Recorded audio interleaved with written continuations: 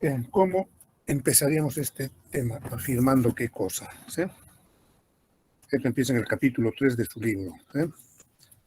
Es lo mínimo que tenemos que saber de ese libro sobre fisiología respiratoria. ¿Sí?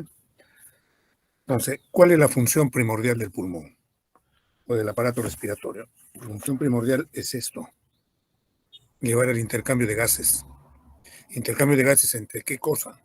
Entre el medio ambiente. ¿Qué es esto? El alvéolo pulmonar es exterior. ¿Sí? Es igual el tubo el digestivo es muy parecido al sistema respiratorio.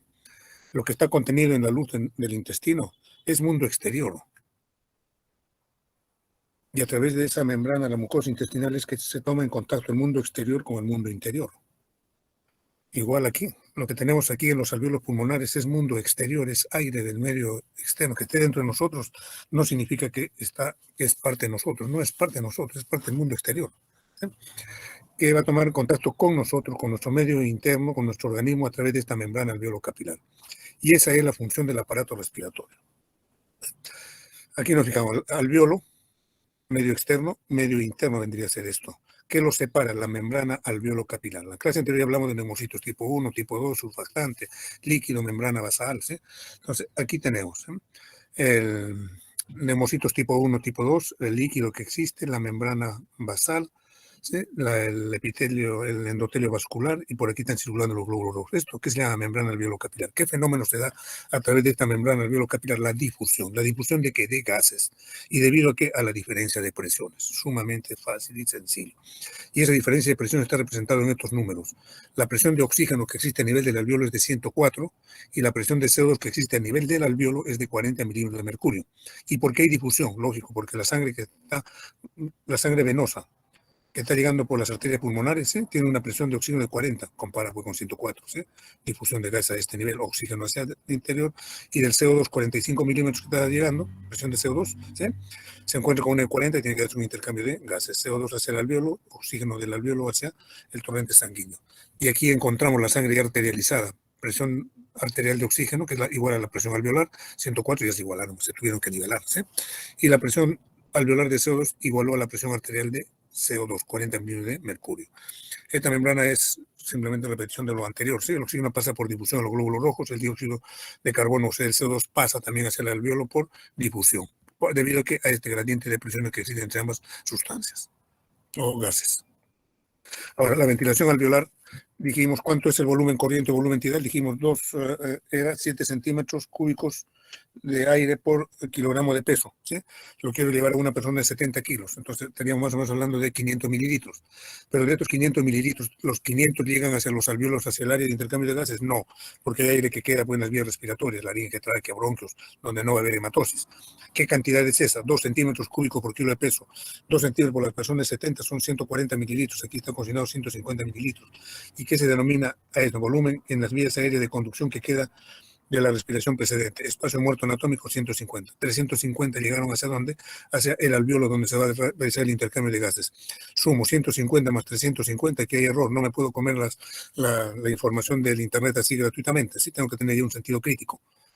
Todo lo que está en su libro también lo tengo que asumir con sentido crítico, no son órdenes papales para asumirlas así como son. Tengo que ir corrigiendo errores. Hay errores, así como nos equivocamos nosotros, se equivocan pues los que hacen los medios de conocimiento, pero eso no me da derecho a equivocarme también a mí, ¿sí? Ustedes me corrigen a mí también si me equivoco.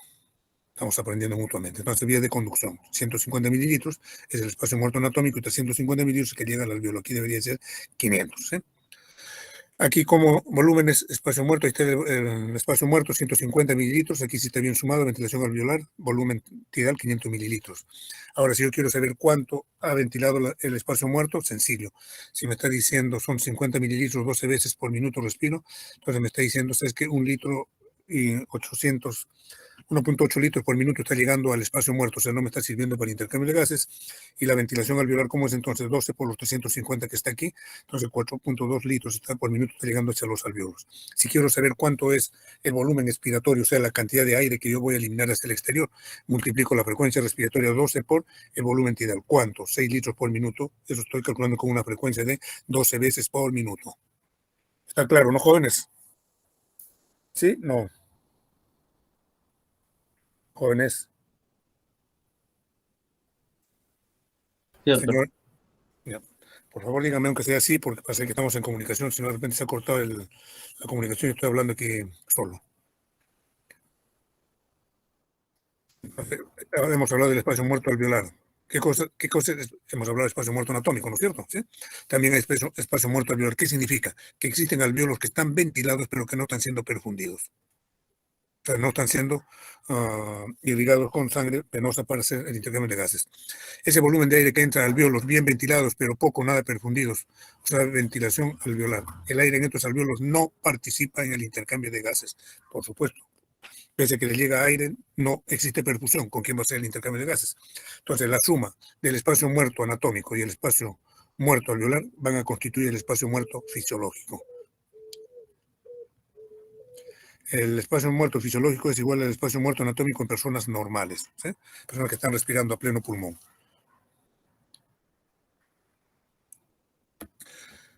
Aquí tenemos, si la frecuencia respiratoria aumenta excesivamente, ojo con esto, si la frecuencia respiratoria aumenta excesivamente, la ventilación alveolar puede disminuir, aunque la ventilación pulmonar esté aumentada. Ojo con esto, señores, no esté equivocado. Si la frecuencia respiratoria aumenta excesivamente, la ventilación alveolar puede disminuir, aunque la ventilación pulmonar esté aumentada. Ahí no hay contradicción, porque si yo empiezo a respirar 50 veces por minuto, lo que estoy movilizando es el aire del espacio muerto. ¿Sí? No estoy movilizando el aire alveolar, por lo tanto hay menor ventilación alveolar. Aquí el cálculo que hicimos en el anterior es parecido a este, volumen corriente 500, ¿sí? 6 litros por minuto. Si quiero encontrar la ventilación alveolar, le resto los 150 que está llegando, que está quedando en las vías respiratorias. Y aquí tenemos volumen corriente, de otra forma de calcular, y es otro con otros números, con otra frecuencia respiratoria, otro volumen corriente con otra frecuencia respiratoria. Siglas que no debo olvidar, que me tienen que acompañar toda mi vida hasta que el Señor nos recoja de este planeta después de haber estudiado medicina, porque con esto me voy a encontrar todos los días. Y estos valores, sí, me tengo que acordar, igual que recuerdo el día de mi cumpleaños, el día de mi DNI, ¿sí? A ver si me olvido mi celular, mi número, eso no debe pasar, ¿no es cierto? Presión arterial de CO2, ¿cuál es presión arterial? Cuando encuentro una A minúscula se está refiriendo a arteria, si encuentro una A mayúscula se está refiriendo a alveolo. ¿Sí? La presión arterial de CO2, ¿sí? Es de 35 a 45 promedio. Nosotros trabajamos con 40 milímetros de mercurio en sangre arterial. La ventilación alveolar, 4 o 5 litros por minuto. El volumen del espacio muerto, 150 mililitros. La relación entre el espacio muerto y el volumen tidal es esta, 0.2 a 0.4. La producción de CO2, aquí le falta un puntito. Cuando encuentro una B con un puntito que arriba dice producción de CO2 en un minuto. Es lo que está faltando aquí, producción de CO2 en cuanto, en una hora, en un día, una semana, un mes, no, es en un minuto. ¿Sí? ¿Cuánto es aproximadamente? 200 mililitros por minuto, en este rango es normal, promedio 200 mililitros. Relación de intercambio respiratorio, ¿sí? Es 0.8. La relación entre la ventilación y la perfusión, 0.8. Si estamos viendo que la ventilación alveolar es 4, ¿no es cierto? ¿Sí? Aquí está el 4, ¿sí? Y la perfusión son 5 litros, que es el gasto cardíaco, multiplico por 4 entre 5, ¿no es cierto? Esa relación de ventilación-perfusión, que vamos a ver que más adelante, que es muy importante, es de 0.8. Si se rompe esa relación, algo va mal. ¿Va mal la ventilación o va mal la perfusión? ¿Por qué se da el intercambio de gases? ¿Sí? Por la diferencia de presiones. Y también depende de la presión atmosférica en la que nos encontremos. ¿Sí? Aquí, en la misma persona, al mismo nivel del mar, 760, 760, 760, 760. Pero este aire ubicado en distintos lugares. ¿Sí? Esta es la composición del aire que está ubicado en la naturaleza, en la boca del río a nivel del mar. La presión atmosférica de nitrógeno 597, oxígeno 159, CO2 trazas, agua 3.7. Pero cuando este aire ya está humidificado, ya está en nuestras vías respiratorias, estoy hablando en vías respiratorias altas, ya no, ¿sí? ¿Qué cosa es de raro? ¿Qué se ha introducido aquí? La presión de vapor de agua. Esta es la presión de vapor de agua, ¿sí? A 37 grados de temperatura. Se saturó totalmente de agua. Y como no puede variar esto, porque la presión atmosférica no puede variar, tienen que reacomodarse los valores de sus componentes. Por lo tanto, 159, aquí encuentro 149, 597, 563. ¿Qué significa? ¿Sí? Que ha habido un reacomodo. No significa aquí que haya menos oxígeno porque el oxígeno se haya consumido. No, ahí en vía respiratoria no hay transferencia de oxígeno. Voy viajando más hacia el interior y encuentro en el aire alveolar. ¿Sí? ¿Qué cosa voy a encontrar? El nitrógeno ha aumentado, ¿sí? El oxígeno ha disminuido mucho más, pero aquí ¿qué cosa encuentro? Encuentro CO2. y tiene que haber un nuevo reacomodo y darle cabida a las moléculas de CO2.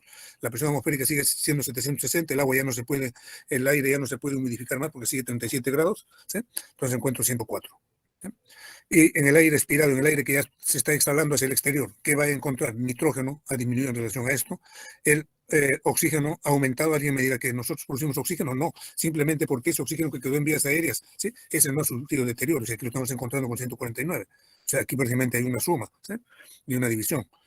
El CO2 ha disminuido al revés. ¿Por qué aquí el oxígeno ha aumentado y por qué el CO2 ha disminuido? Porque se han diluido los jóvenes, ¿sí? Y la presión de vapor de agua sigue manteniéndose en 47. Lo que he explicado aquí está aquí en este dibujo, ¿sí? Está claro, jóvenes, ¿verdad? Sí, no. Sí, doctor. Ya. La fisiología es lógica, jóvenes. Es lógica, no es nada de invento, ¿sí? No es nada de casualidad, no hay nada fortuito. Eso es lo interesante de la fisiología y de la medicina. Todo tiene su lógica, todo tiene su explicación. Hay una relación de causa y efecto. Por eso cuando hago preguntas, a mí no me satisface cuando me dicen sí o no. Para mí todavía estamos en el tiempo de las adivinanzas. Cuando voy a asesorarme de que ese joven sabe, ¿sí?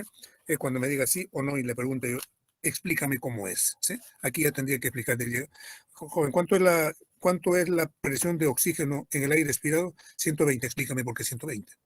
Entonces va a tener que explicarme desde aquí, ¿sí? Es 120 en el medio ambiente, aquí ya le ganó moléculas de agua, un reacomodo. En el aire alveolar ya hubo otro reacomodo por la presencia además del agua, del vapor de agua, del CO2, y aquí hay otro reacomodo. ¿Por qué? Porque en las vías aéreas, el espacio muerto ha quedado oxígeno que no se ha gastado, ¿sí? Y también ahí no había CO2 y se ha diluido el CO2. Entonces ahí está la explicación, recién le voy a poder dar su nota. Antes no tiene nota. Tiene nota, pero desaprobado, ¿sí?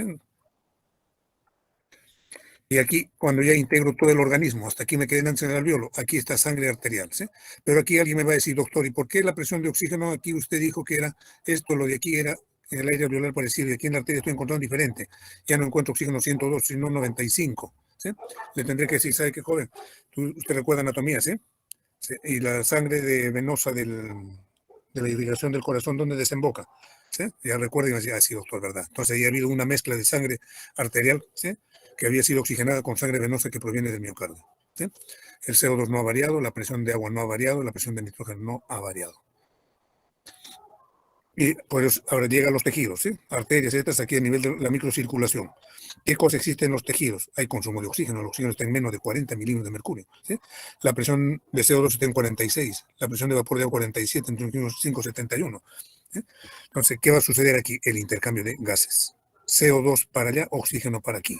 Entonces, la sangre venosa, ¿cómo está recogiendo? Muy parecida a esta, la que está aquí.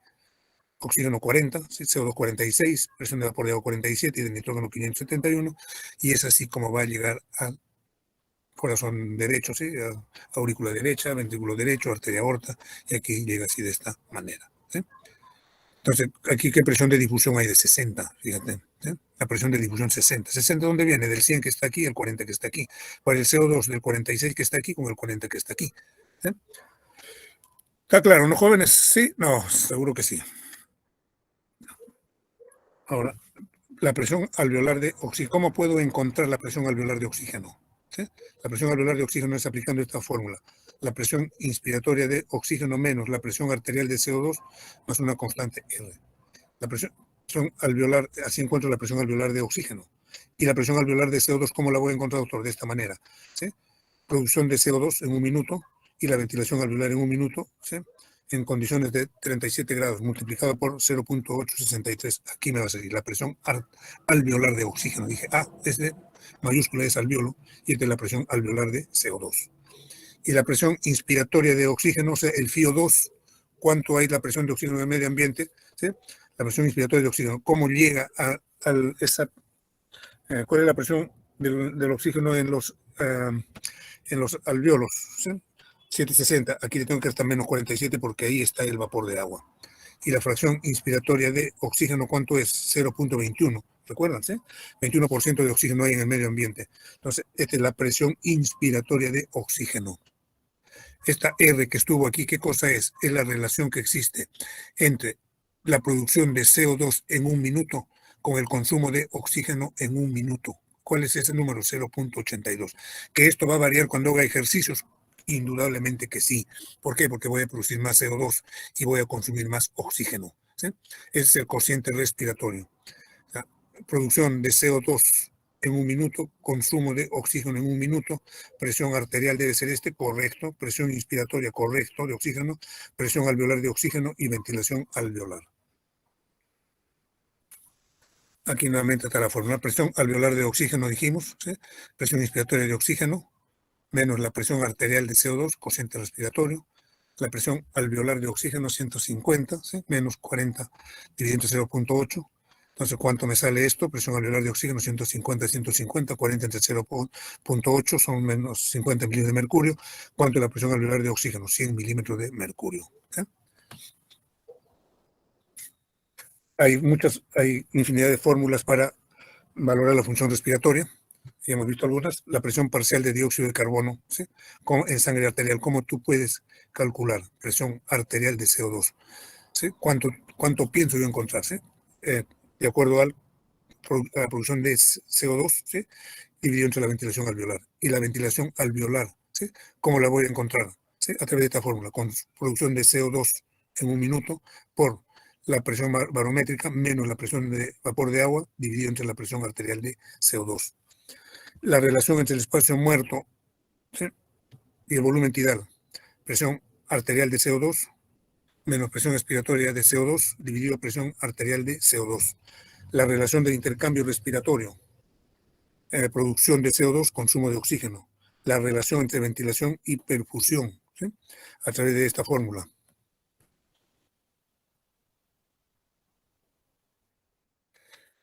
¿Qué cosa es la presión inspiratoria de oxígeno? Presión inspiratoria de oxígeno. Si hubiera E aquí, diría presión expiratoria. ¿Sí? Es la presión inspiratoria de oxígeno, ¿qué cosa es? Es la cantidad de oxígeno que se administra en el aire ambiental en función de la presión barométrica, lógico. ¿Sí? La presión de oxígeno aquí a nivel de la boca del río no va a ser la misma que está en Puno, ¿sí? Porque la presión barométrica ha variado. Entonces, la presión inspiratoria de oxígeno a nivel del mar, ¿qué sería? ¿Sí? Aquí la presión en 760 menos 47 por 0.21. Si fuera a 500 metros a nivel del mar, sería 500 menos 47, pero sigue siendo aquí 0.21. ¿Sí? Esta es la fracción inspiratoria de oxígeno, o mal llamado CO2, ¿sí? ¿Qué porcentaje de oxígeno existe en el medio ambiente? 0.21. Dijimos, el 0.79 es de nitrógeno. Y aquí vamos viendo cómo va variando de acuerdo a la altura. 760, ¿dónde estamos? A 500 metros, aquí estamos, ¿sí? A 0 metros sobre el nivel del mar, la presión atmosférica es 760, la presión inspiratoria de oxígeno, ¿cuánto es? 159, la presión alveolar de oxígeno 99.7. Y así, vámonos, por ejemplo, a 560. ¿Sí? ¿Cuál es la presión inspiratoria de oxígeno o el FIO2? No, la presión inspiratoria de oxígeno 117, ya no es 159, porque ya la presión atmosférica ya no es 760, todavía 3.000 metros del nivel del mar. ¿Sí? ¿Cuánto es la presión alveolar de oxígeno? 50.4. Fíjate la diferencia. Entonces, no es igual vivir en Tacna que vivir en Puno o vivir en Cerro de Pasco. ¿Sí?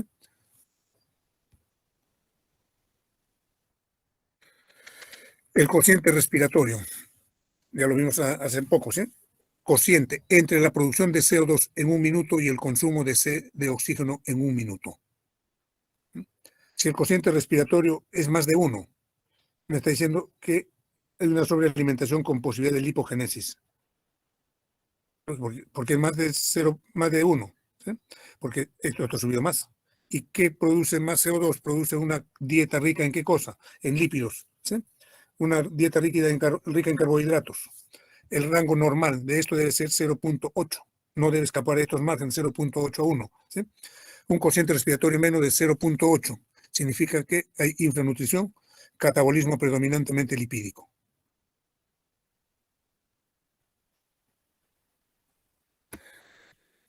Esto ya lo dijimos aquí. ¿Sí?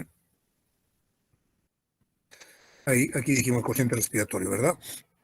Ahí está el cociente respiratorio. Cuando mi dieta es rica en lípidos, mi cociente respiratorio disminuye a 0.7. Cuando es en proteína, 0.8. ¿Sí? Ese es fíjate cómo va variando tu cociente respiratorio de acuerdo a tu alimentación. Aquí dice carbohidratos. Cuando se oxidan completamente, el consumo de la producción de CO2 es igual, el consumo de, lo que tiene que haber una relación. Si tú produces más CO2, tienes que consumir más oxígeno. La glucosa, ¿sí?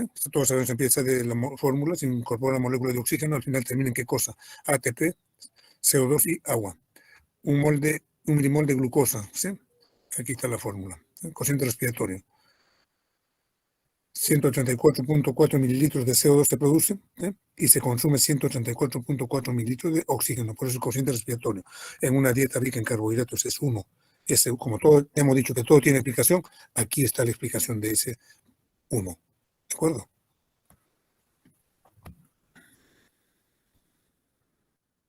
Seguimos con el cociente respiratorio. Lípidos, cuando se oxidan, el consumo de oxígeno sobrepasa a la producción de CO2 formado. ¿Sí? Ahí está. Cuando tu dieta es rica en lípidos, aquí es donde ha variado en relación a la anterior. ¿Sí?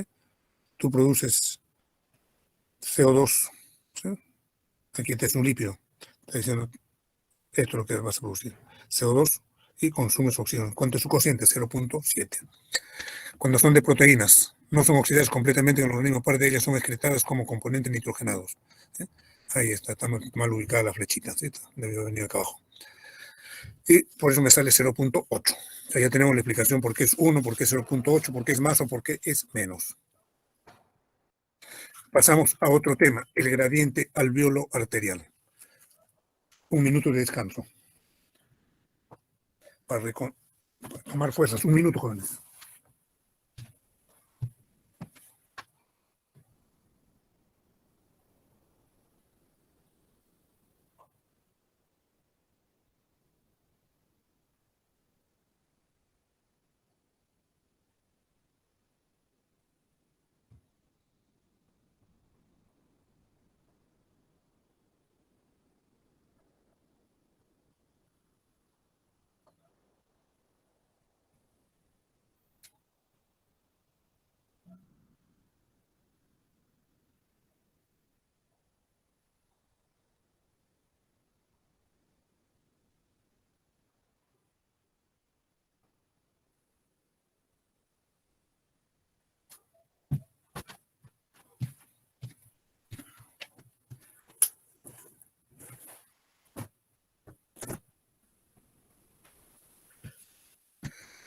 Listo, seguimos.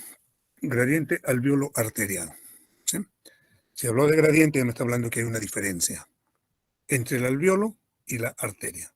Los gases, ¿sí? Estamos hablando de gases, tiene que ser de gases, pues, jóvenes, ¿sí? Dice, ¿qué cosa es el gradiente alveolo arterial? Es la diferencia entre la presión alveolar de oxígeno y la presión arterial de oxígeno. Ojo, es la diferencia entre la presión alveolar de A mayúscula oxígeno y la presión A minúscula de oxígeno. Ahí está. Es esa relación que existe. De la presión alveolar de oxígeno ya vimos en la fórmula anterior cómo se encontraba, ¿no es cierto? Presión barométrica menos 47, PO2, menos la presión arterial de oxígeno en su relación, ¿sí? Cociente inspiratorio. Pues, descifrando esta fórmula, presión barométrica a nivel del mar, 760. ¿Sí? Pero ya cuando está en tu alveolo ya no es 760, ¿no es cierto? ¿Sí? Ha disminuido, le tienes que quitar los 47 que te está exigiendo el vapor de agua. Por eso restas aquí 47. El FIO2 no 0.21. ¿Sí? ¿Por qué tiene que entrar aquí 0.21? Porque tengo que calcularle a veces cuando al paciente le pongo una mascarilla de oxígeno o cuando tengo un ventilador mecánico en la cual voy a variar la fracción inspiratoria de oxígeno, que puedo ir desde el 0.21 hasta el 1, o sea, podemos parar desde el 21% hasta el 100% de oxígeno. ¿Sí? Esta es la presión arterial de oxígeno. Y R es lo que hemos visto, la relación del cociente inspiratorio, relación entre el CO2 producido y el oxígeno consumido, que tiene un valor de 0.8. Cuando existe una insuficiencia respiratoria, lógico, me debe estar fallando la membrana alveolo capilar. Algo me está fallando. ¿Sí? Cuando existe insuficiencia respiratoria, este gradiente ayuda a distinguir si es de origen pulmonar o extrapulmonar. ¿A qué se está debiendo eso? De repente se debe a que tengo problemas en la masa muscular inspiratoria, no estoy ventilando correctamente. ¿Sí? Entonces, ese gradiente alveolo arterial generalmente es de 10 a 20 milímetros de mercurio. Tú aceptas esos valores. ¿Sí? Más de 20 indica insuficiencia respiratoria de causa pulmonar. Ojo, Si ese gradiente que tú has calculado es más de 20 milímetros de mercurio, indica que hay insuficiencia respiratoria de causa pulmonar. Y si es menos de 10, indica que es una insuficiencia respiratoria de causa extrapulmonar. Para eso sirve. ¿Cómo se halla el gradiente alveolo arterial de oxígeno? Dijimos, es la diferencia entre la presión alveolar de oxígeno y la presión arterial de oxígeno. ¿Cómo encuentro esto? Ya lo vimos anteriormente. La presión inspiratoria de oxígeno también ya lo vimos cómo se puede hallar en las fórmulas anteriores. Al final, presión alveolar de oxígeno, 150 menos 50, 100. La presión arterial de oxígeno, ¿cuánto es? 90.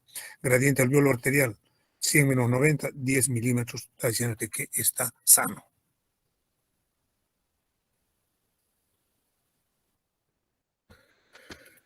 La definición, como se halla, depende de la edad, ¿sí? Y de la fracción inspiratoria de oxígeno. Para una FiO2 de 0.21, ¿sí? La diferencia alveolo arterial teniendo en cuenta la edad. Porque no le vas a aplicar lo mismo a una persona de 18 años que a una persona de 90 años. ¿Sí? Por eso ahora pasamos a lo siguiente. Gradiente alveolo arterial de oxígeno. ¿Sí? Ya está aquí, esto ya hicimos. Casi un resumen de lo que hemos visto anteriormente. ¿Sí? La diferencia alveolo arterial de oxígeno, ahí está la formulita por allá. ¿Sí? Ahora pasamos a otra fase, la difusión de los gases. La difusión. ¿Sí? Ahí tenemos la membrana alveolo capilar. Ahí está el alveolo. ¿Sí? Del alveolo hacia el capilar pasa por el oxígeno. Presión alveolar de oxígeno hacia la presión capilar del oxígeno. Es casi un pH. ¿Sí? Y el CO2 pasa del capilar al alveolo. Ahí está la membrana alveolo capilar, sus constituyentes. ¿Sí? Neumocitos tipo 1, el surfactante, agua, membrana basal, espacio intersticial, membrana basal del capilar y endotelio capilar. Y todavía tienen que viajar a través del plasma estos gases. ¿De qué depende la capacidad de difusión? La capacidad de difusión, o sea, el paso de un lado hacia el otro. Facilito, biofísica, ley de Fick, ¿no es cierto? ¿Sí? La capacidad de difusión pulmonar, ahí está. Capacidad de difusión pulmonar, ¿de qué depende? De la diferencia de presiones. Aquí está más ampliamente. La ley de Fick, ¿sí? La velocidad de difusión de un gas, ¿sí? El volumen, disculpen, no es la velocidad, es el volumen de gas que difunde por unidad de tiempo. ¿Sí? Se debe al coeficiente de difusión de cada gas. Cada gas tiene su coeficiente de difusión propio.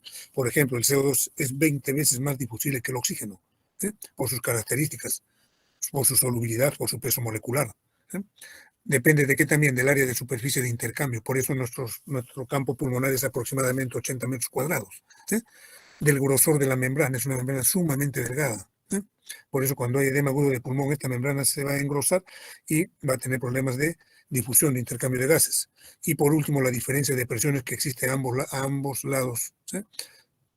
Entonces, la ley de Fick es la que permite explicar la difusión de los gases a nivel de la membrana alveolo capilar, y estas son las variables con las que puedo predecir si va a pasar en mayor o va a tener dificultades para atravesar esa membrana.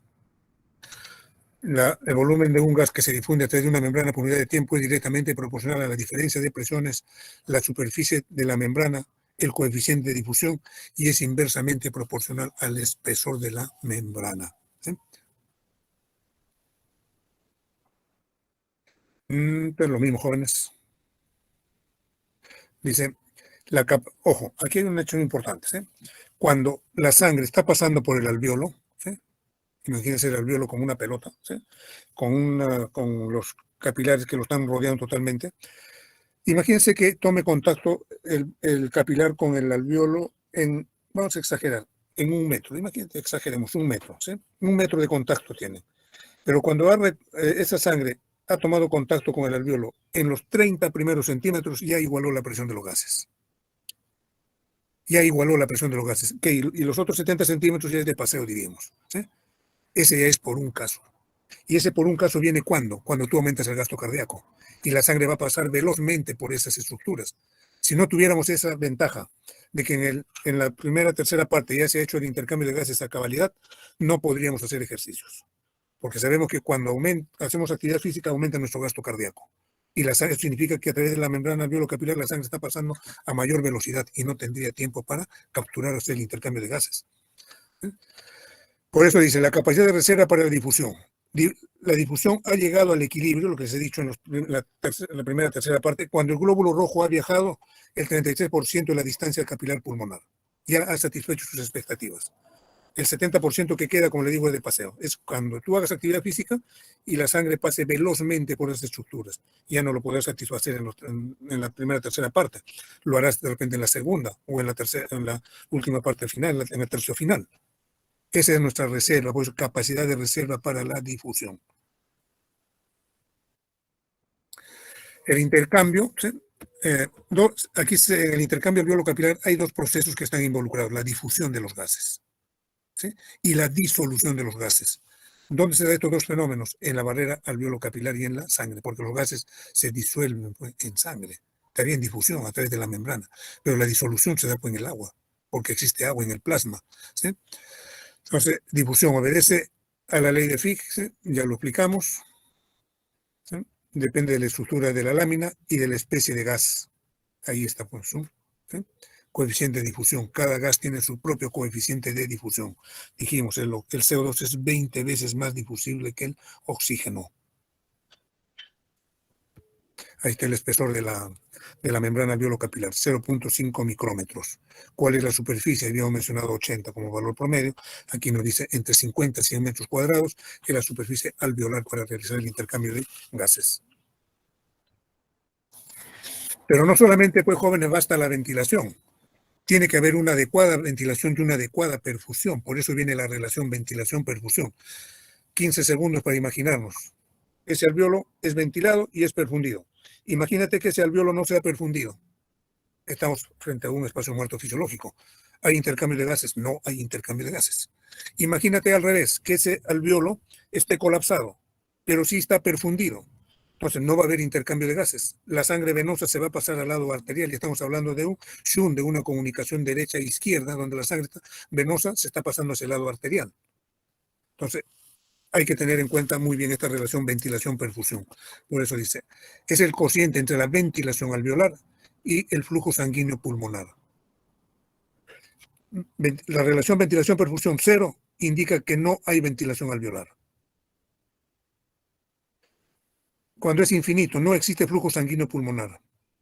Ventilación, perfusión normal, los dos valores son normales. Hay buena ventilación y hay buena perfusión. Aquí vayamos a algunos ejemplos. Dice, la relación ventilación-perfusión es alta en la parte superior del pulmón y baja en la parte inferior. La ventilación es alta en la parte superior. Esa relación, ventilación-perfusión, es alta en la parte superior del pulmón y baja en la inferior. Tanto el flujo sanguíneo como la ventilación aumentan desde la parte superior hacia la parte inferior del pulmón, pero el primero se incrementa más progresivamente. Veamos. Área del pulmón, ¿sí? En la parte superior la ventilación es alta, la perfusión es menor, ¿sí? La relación es máxima, la presión de oxígeno es máxima, la presión de CO2 es mínima. Pregunta de examen, ¿por qué en la parte superior la presión de oxígeno es alta? ¿Sí?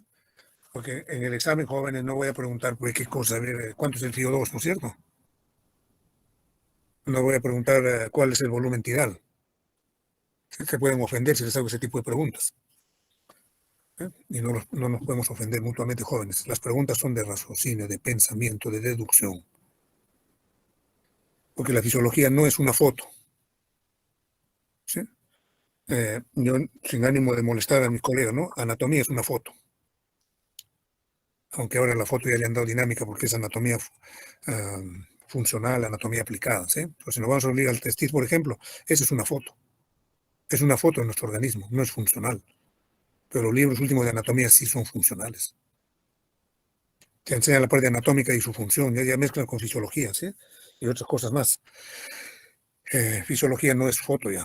Fisiología ha sido y es una película en la cual tengo que narrar. Si no sé, si me perdí el capítulo anterior, voy a quedar en la luna cuando vea el capítulo siguiente, ¿sí?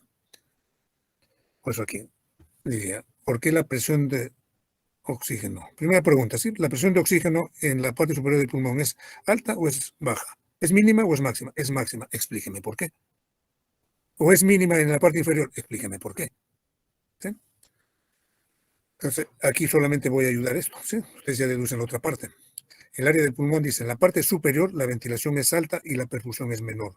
¿Sí? Y la presión de oxígeno dice que es máxima, lógico, si no tiene perfusión. Por tanto, ese oxígeno que está en el vértice no es retirado.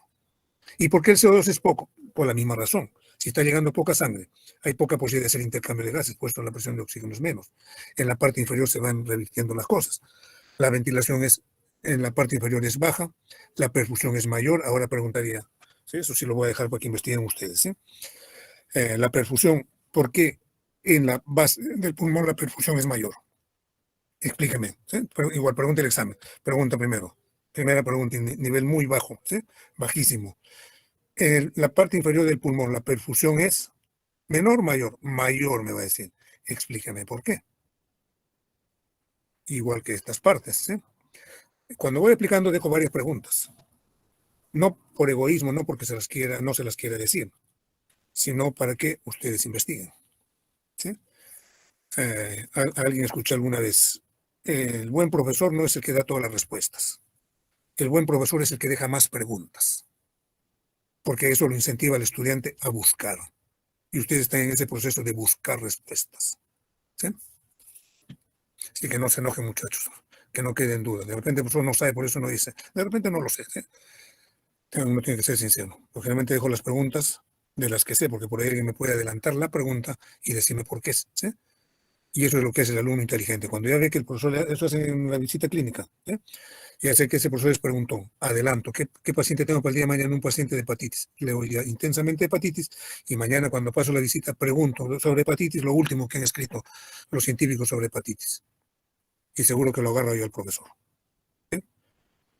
Pero tengo que agarrarlo con observaciones nuevas, descubrimientos nuevos. Porque si le voy a preguntar lo que está en el libro hace 30 años, seguro que me lo va a responder y de repente mala manera, porque así eso no sabes. ¿Sí? Seguimos jóvenes. La relación ventilación-perfusión debe ser 0.8. ¿Y por qué sale 0.8? Me va a decir. Ya no estamos hablando que la ventilación, ¿cuánto es? ¿Eh? 4 litros por minuto. ¿Y la perfusión cuánto es? 5 litros por minuto. Entonces, de esa relación ventilación-perfusión sale pues el 0.8. Si es más de 1, hay más ventilación que perfusión. ¿Sí? Por ejemplo, en la trombosis pulmonar. Buena ventilación, pero los vasos están ocluidos. Un segundo, por favor, jóvenes. Un descanso de un minuto.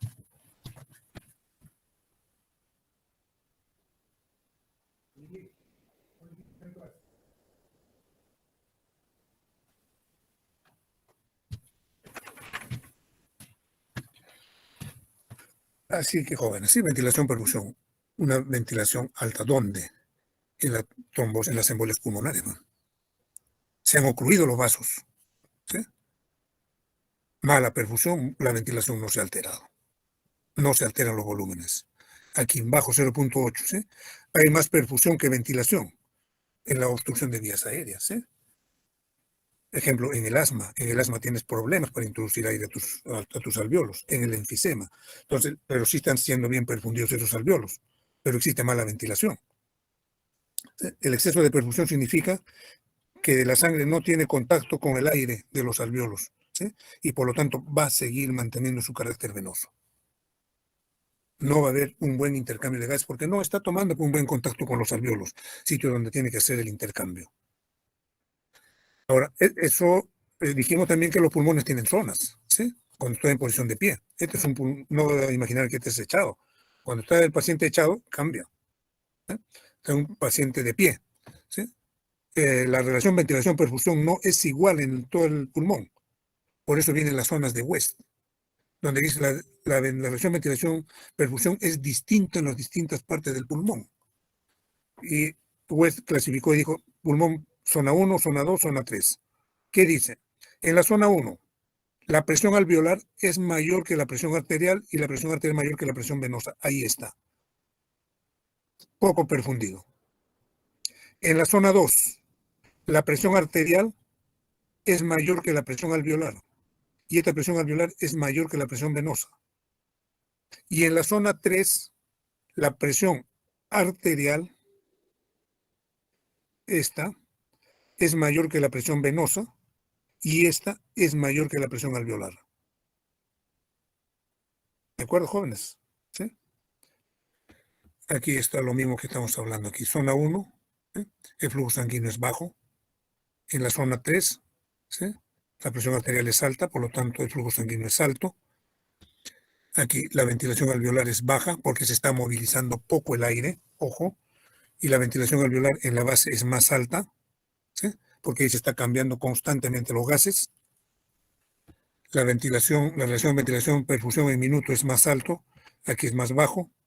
La presión arterial de oxígeno es la más alta. ¿Por qué? Porque no hay perfusión joven, no hay posibilidad de intercambio de gases, el oxígeno casi se mantiene ahí y el CO2 está más bajo. ¿Sí? Lo contrario sucede aquí en el vértice. Aquí se da un excelente intercambio de gases. Por eso las presiones de oxígeno son las más bajas. ¿Sí? Y las de CO2 son las más altas. En la zona 1 dice la presión alveolar es mayor que la presión hidrostática. La presión alveolar dijimos, ¿no? Es mayor que la presión hidrostática. Durante todo el ciclo cardíaco no hay flujo de sangre. Aquí exagera, no hay flujo. Está muy disminuido el flujo. ¿Sí? Ahí está el espacio muerto fisiológico. Alvéolos ventilados, pero no perfundidos. En la zona 2, presión alveolar es menor que la presión hidrostática solo durante la sístole. En la sístole se va a dar un buen flujo de sangre, debido a que se dan momentos de presión máxima, y durante la diástole no hay flujo de sangre. En la zona 3, la presión alveolar es menor que la presión hidrostática. Dejé pregunta porque la presión hidrostática es aquí mayor y aquí es menor. Durante todo el ciclo cardíaco, por lo tanto, hay un flujo constante. Dice, el flujo y la presión en estas tres zonas se modifican de acuerdo a la postura. Lógico, esta es en posición de pie. Si estuviera echado, esto sería, ¿qué cosa? La zona 1, esta sería la zona 2 y la que está en la espalda sería la zona 3 si estoy en posición prona. Pero si estoy boca abajo, va a cambiar. Esta sería la 1, esta sería la 2 y esta sería la 3. ¿Sí? Por eso dice, se modifica de acuerdo a la postura que asumes. No es igual cuando estoy sentado o parado que cuando estoy echado durmiendo. ¿Sí? Doctor, una consulta. ¿Sí? Del gráfico anterior, ¿no sería la presión hidrostática la misma en ambos, entre los 3 puntos? No, Eh, porque La la presión, hidrostática. eso es lo que he dejado como tarea. ¿Por qué la presión hidrostática aquí es mayor y aquí es menor? Bueno, por la diferencia de nivel. ¿Pero por qué? Pues, Ahí hay otra razón, ¿sí? Ahí hay otra razón, jóvenes. A ver, desde ese trabajito de buscarlo. Algo tiene que ver ahí el aparato cardiovascular. Ya no doy más doctor, pistas, jóvenes. No doy más pero no sería pistas. la presión hidrostática de equilibrio, No. porque digamos, me guío de ese gráfico que comparan la presión alveolar versus la presión hidrostática en los 3 puntos, y la presión alveolar no sería sería la que cambia. En un punto es más bajo y en otro punto es más alto. Aquí la presión hidrostática es menor. ¿Dónde llega más agua? ¿Al quinto piso o al primer piso? Al primer piso. Aquí estamos. Ahí están las arterias con mayor calibre. Y aquí hay menor perfusión. Ah, Aquí la explicación es mecánica, jóvenes. Pues les dejé como tarea. Ya les he dado el 50% de la respuesta ya.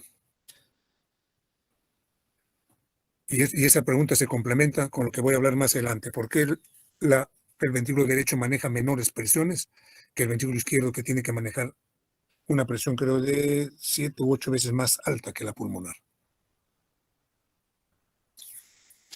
Gradiente alveolo arterial, eficacia intercambio. Aquí que ya lo hemos visto esto. Gradiente alveolo alveolar, unos libros dicen 10, 20, te dicen menos de 15. ¿Sí?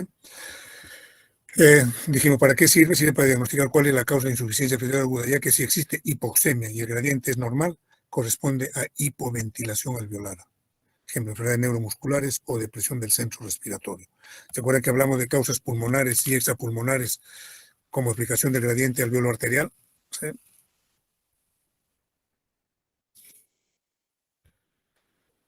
Al nivel del mar, varía con la edad, dijimos, ¿verdad? ¿Sí? El gradiente alveolo, fíjense cómo va variando el gradiente alveolo arterial. Ustedes deben tener su gradiente alveolo arterial entre 4 y 17, ¿sí? Milímetros de mercurio. Pero ya cuando estén por los 80 años estarán por aquí. ¿Sí? y la presión arterial de oxígeno estarán aquí manejando, esto va disminuyendo, ¿sí? Y la presión arterial de CO2 se tiene que ir manteniendo porque casi tiene la misma masa muscular. Esto se va a mantener porque tu maquinaria casi sigue siendo la misma.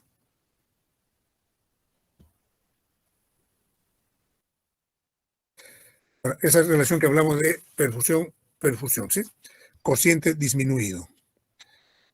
Dice un cortocircuito intrapulmonar, cuando la relación ventilación-perfusión es menos de 1. ¿Sí? El flujo sanguíneo capilar es excesivo con respecto a la ventilación.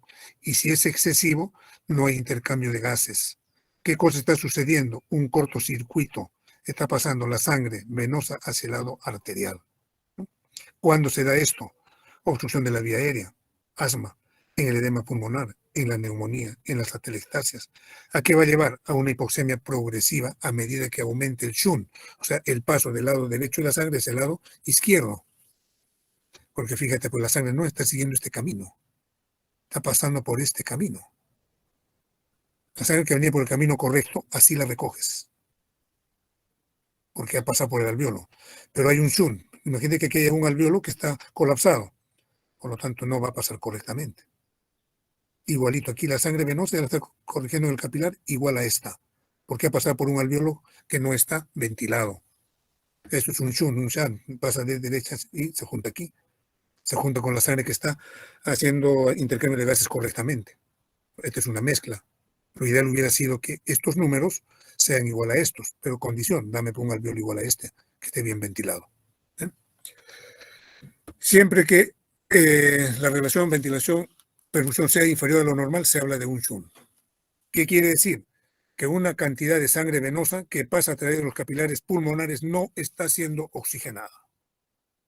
Lo normal es que sea un 2% del gasto cardíaco. ¿Y esa sangre de dónde viene? De los vasos bronquiales, del miocardio, ¿sí? Que son de sangre venosa que no ha pasado pues, por los capilares pulmonares. ¿Eh? Entonces, el SAN fisiológico es el 2% del gasto cardíaco. Ya te he explicado. ¿Qué cosa habla de esto? El desequilibrio entre la ventilación y perfusión. Esto puede originar un shunt.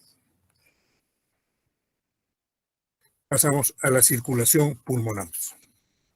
Ahí tenemos tiempo, nos queda 25 minutos. Circulación pulmonar o menor. Sabemos de que hay una circulación mayor y una circulación menor, ¿no es cierto? La circulación pulmonar es pues la circulación menor. ¿Dónde se inicia? En la aurícula derecha. Pasa por la valva tricúspide rumbo al ventrículo derecho. Del ventrículo derecho, ¿dónde pasa? A la arteria pulmonar. De la arteria pulmonar, ¿dónde va a ir? A la arteria pulmonar derecha hacia la izquierda y de ahí va a ir a los pulmones. Se da el intercambio de gases a nivel de los pulmones. Hay dos venas pulmonares derechas y dos venas pulmonares izquierdas. ¿Dónde pasa? La aurícula izquierda, válvula mitral izquierda, ventrículo izquierdo, aorta y circulación mayor. ¿Sí? Ese es el camino que va a seguir. La hematosis ya lo hemos conversado bastante. ¿Qué cosa es la hematosis? Es un proceso de intercambio de gases entre los alvéolos pulmonares y los capilares que lo están envolviendo. ¿Eh? Si no se da el proceso de la hematosis, no se puede dar la respiración. El oxígeno inhalado se traslada desde los alvéolos hacia la sangre dentro de los capilares y el dióxido de carbono se mueve en sentido inverso. ¿Qué objetivo persigue la hematosis entonces? ¿Sí? Es lograr un equilibrio entre los gases del torrente sanguíneo y los gases que están en los alvéolos. Dice, demasiado oxígeno es tóxico, ¿sí? Al igual que tener cantidades muy altas de dióxido de carbono. Cada gas se mueve desde un lugar de mayor concentración a otro del lugar de menor concentración. Esa es la hematosis. ¿Y cuál es la función pues, de los pulmones? Uno, intercambio de gases. No hay más explicación sobre el tema. Actúa como filtro, ¿sí? De micropartículas. Actúa como un filtro de aire que llega a la parte interna de los pulmones. Contrarresta la contaminación de aire, los macrófagos que existen, ¿sí? Los pulmones de los fumadores, la gente que trabaja con humos, ¿no es cierto? ¿Sí? ¿Para qué más sirve el aparato respiratorio? Para el balance de hidrogeniones, ¿sí? Balance del pH. Protegen al corazón para que este no se dañe. ¿Sí? Y aquí lo que habíamos visto el trayecto que sigue, ¿no es cierto? Aquí, ¿qué cosa nos llama la atención? Las presiones. presión que maneja la arteria aorta 120,80, presión media de 93. La presión en los capilares pulmonares 30, ¿sí? En los venosos 10. Regresa la aurícula, el ventrículo derecho en la arteria pulmonar. ¿Qué presión tiene? 25,8. Este tiene 120,80. Aquí la presión hidrostática en el capilar son 12, aquí son 30. Aquí sale con 8, aquí son 10. Entonces, aquí tenemos, ¿sí?, las presiones en la arteria pulmonar y en el ventrículo derecho. Esto es el aparato cardiovascular, ustedes saben más que yo, jóvenes, ¿eh? Una comparación. La presión arterial sistólica, 25, sistémica, 120, diastólica, 8, sistémica, 93, media en la arteria pulmonar, 15, sistémica, 80.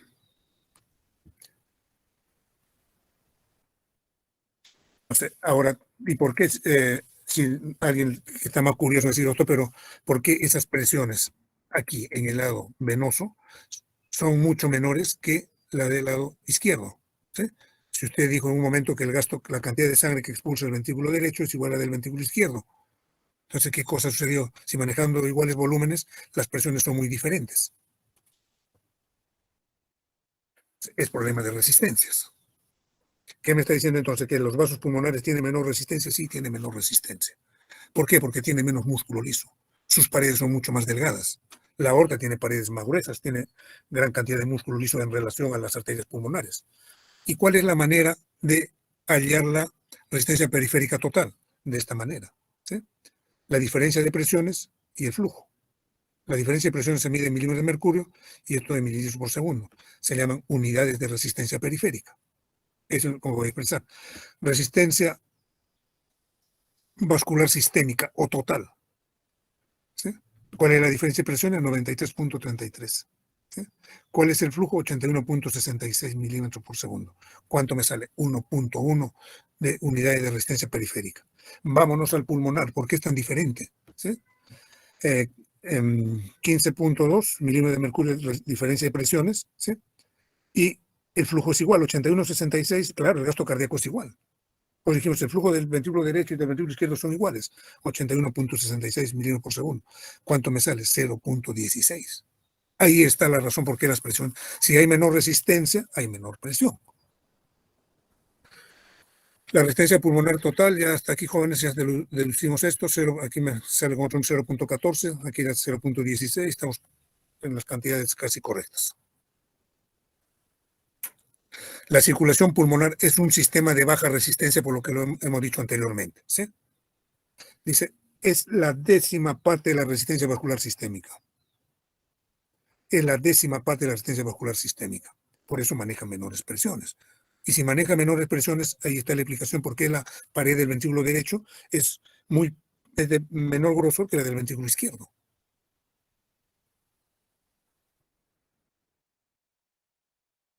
Esta es una fórmula para hallar la resistencia. Presión en la arteria pulmonar, ¿sí? Sistólica, 30, diastólica, 15, esos son sus valores normales.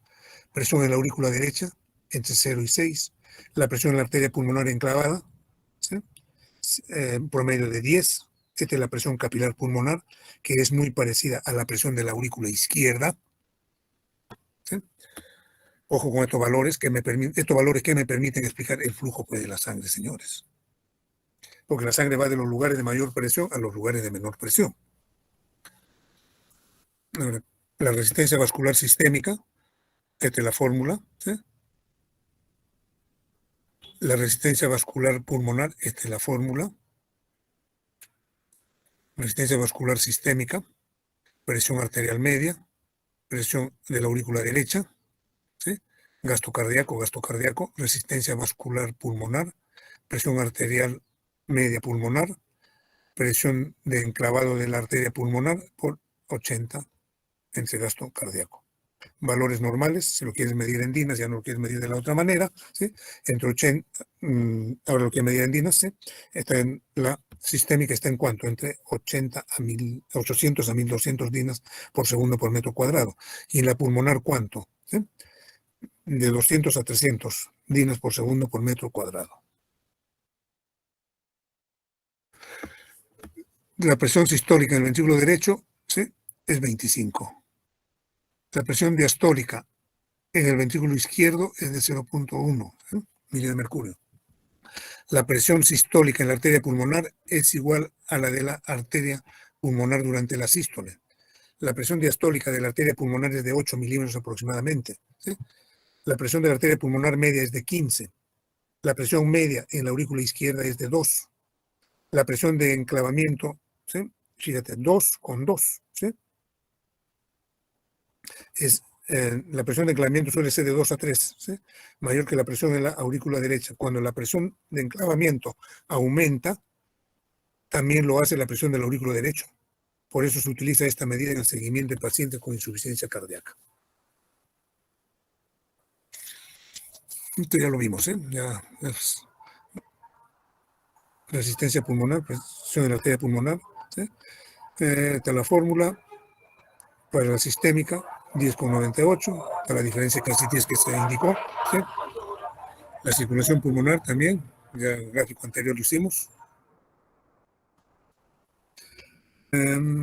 Ahora, la resistencia, ¿por qué está explicado?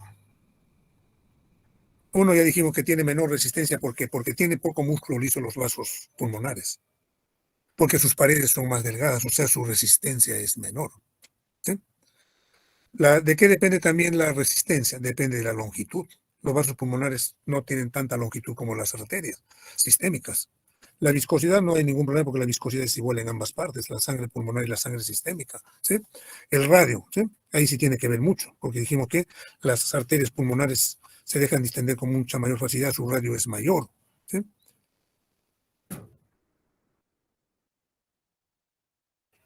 La circulación pulmonar, ¿qué tenemos que ver ahí? Esto ya lo sabemos.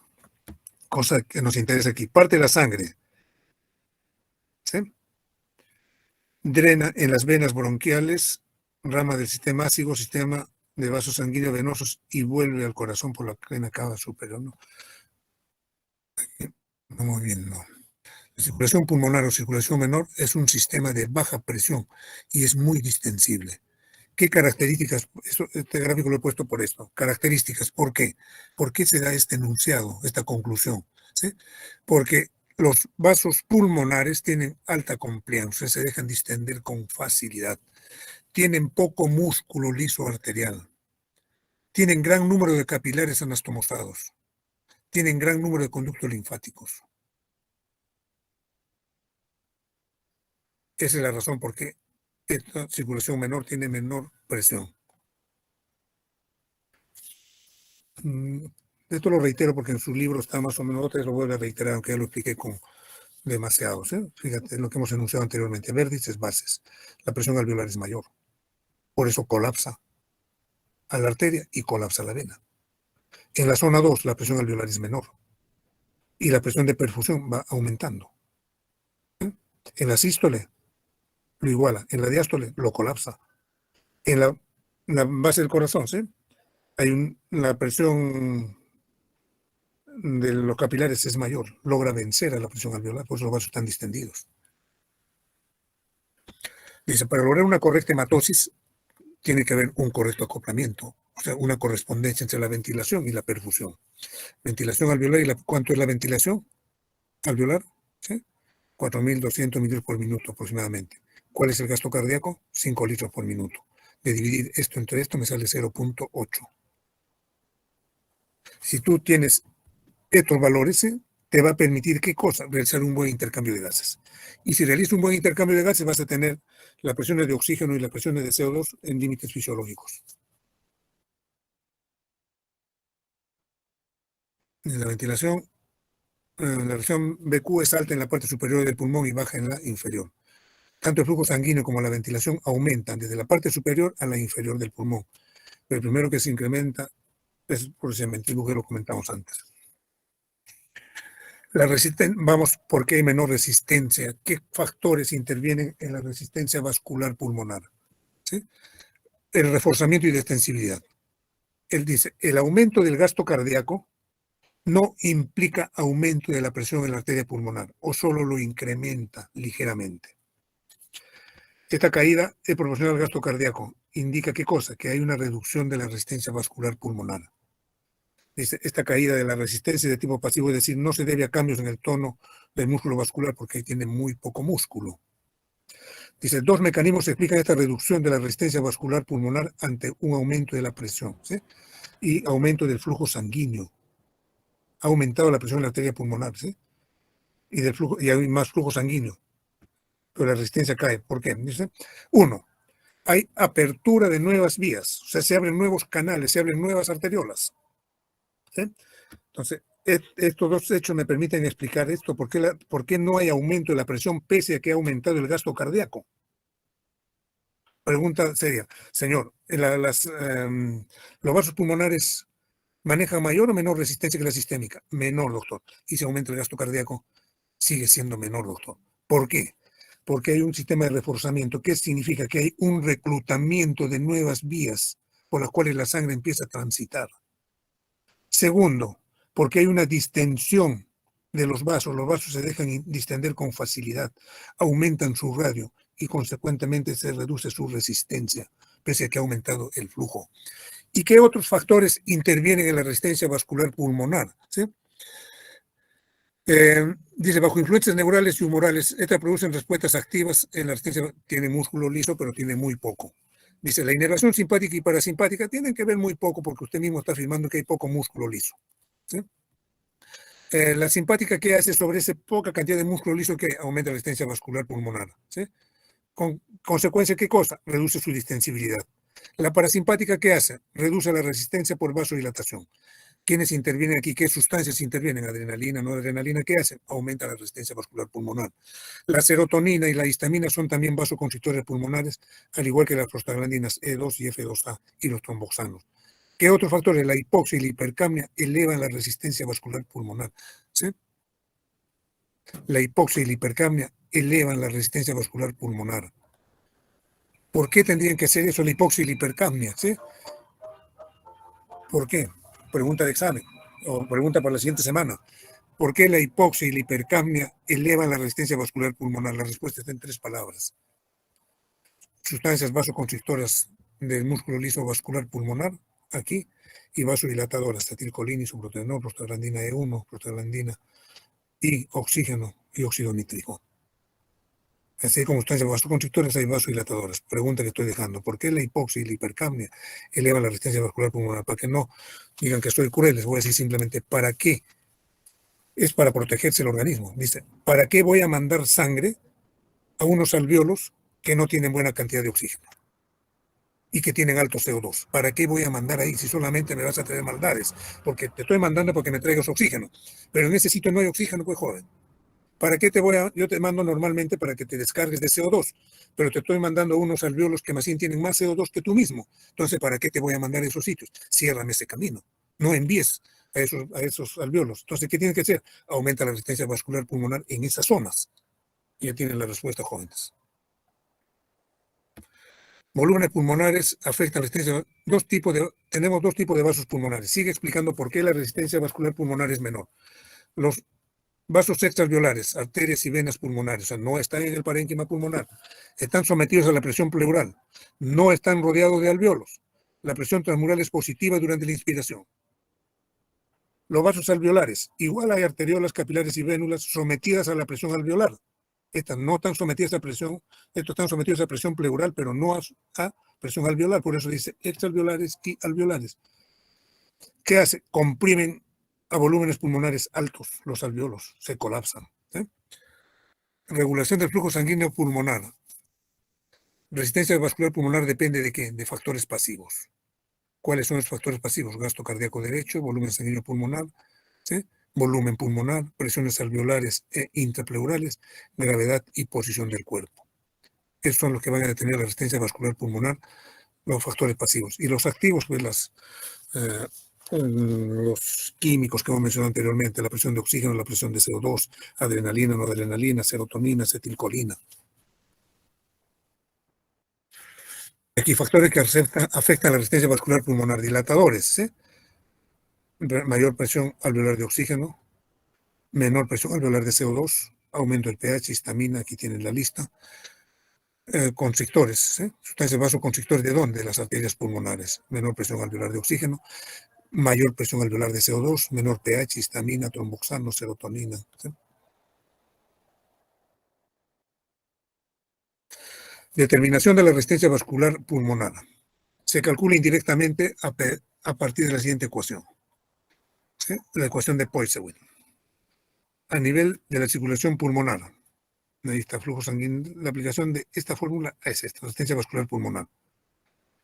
El flujo sanguíneo pulmonar equivale al gasto cardíaco. ¿Sí? El gasto cardíaco de ambos ventrículos es casi igual, será fracciones de milímetros, no es fracción de... No, que hay diferencia, no puede ser 80 con 80 o 500 con 500, será 80 con 79 o con 81. ¿Sí? Esto es una aproximación, dice, la sangre no es un líquido newtoniano, o sea, no es un líquido uniforme, el flujo de sangre pulmonar es pulsátil y puede ser turbulento, la circulación pulmonar es distensible y comprensible. La resistencia vascular pulmonar es más o menos el 10% de la sistémica. Esto se debe a las características estructurales de la circulación y del tejido pulmonar.